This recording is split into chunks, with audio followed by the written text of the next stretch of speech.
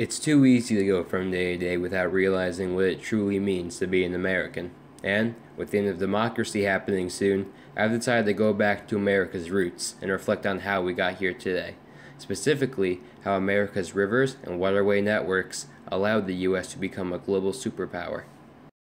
Life in the 1800s was incredibly basic. People often lived in very small communities, making very little income.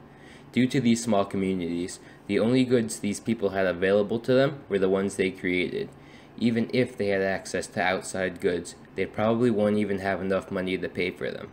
But there is an alternative to this way of life. Introducing Chicago.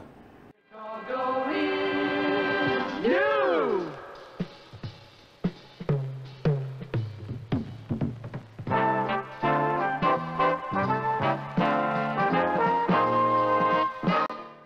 Chicago is located at the intersection of many rivers, which makes it the perfect place to start a booming city. What used to be a small settlement turned into a thriving city.